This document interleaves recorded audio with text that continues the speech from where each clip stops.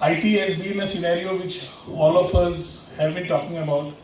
Things have been evolving, technologies have been changing, and I always say that technology waits for nobody. I remember my childhood days when we used to sit with a chalk and a blackboard.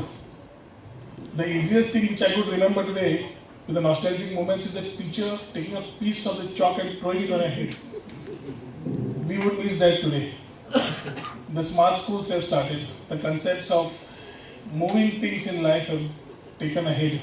And every state, I strongly believe, has been taking its own strengths together to create a scenario enabling the IT systems, trying majorly to look at employment and revenue for the state.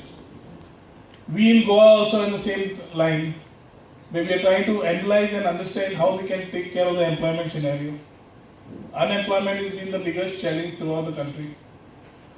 And when we start looking at it, Goa having all the preference to be a preferred destination, the question was where were we lacking behind?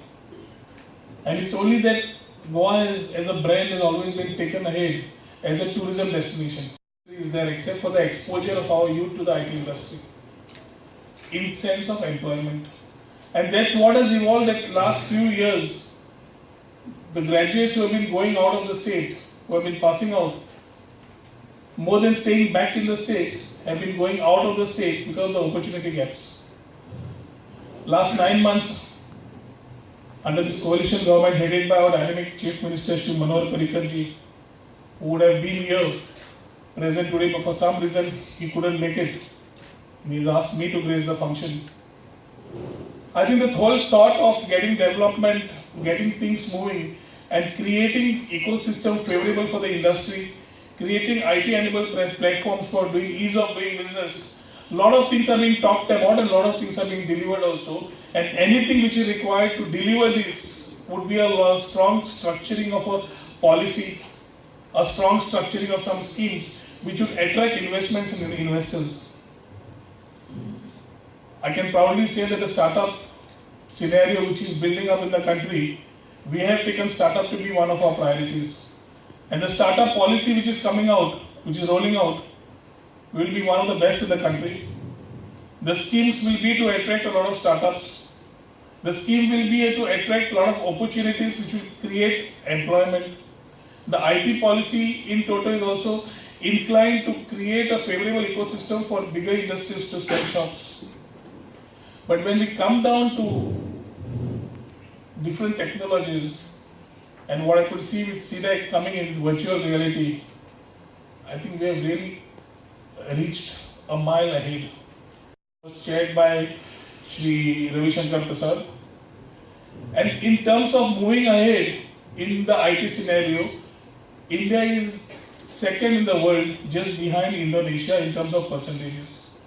And this gives you a whole insight of how the country is moving ahead, what digital platforms we are taking ahead, what are the pros and cons we are looking at, and something like the Param Shavak, the supercomputing machines which have been coming in, I think will take us a long way ahead in terms of getting things moving.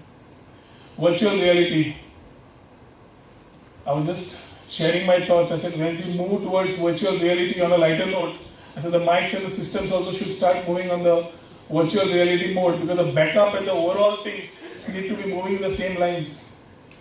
And I would request CDEC to look at opportunity of creating similar labs, a scenario where every state, the CDEC team has to start talking to the state governments, trying to evolve these ideas state-wise, because every state has its own demographic.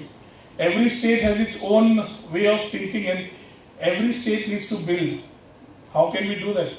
That can be only on a collaborative method. That can be only on a cooperative method. And augmented reality is going to become a major intervention from all the computer scientists and the domain experts. So that's where we stand today. We have many successful stories. The Param series of supercomputer is at the top of the list. We have built Param supercomputer, and I, being the founder member, I'm a proud member of CDAC, wherein from 1988-89, we came up in 3 years' time the first supercomputer, which was called Param 8000. And the team here has worked extensively into various domains and systems like this Panorama system, which is GIS-based marine visualization. This will be deployed in all the ships in the Navy. So like, if you have, for these examples, have many examples, and since we're running short of time, I just run through a small video clip. And we are going to, I'm very happy to announce that we are going to buy, NIT Goa is buying this supercomputer on March 9th. And it will be useful for a high-end research activity of, we are very small, we are just infant, only 5-year-old, but definitely within 5 years we are going to have a big way.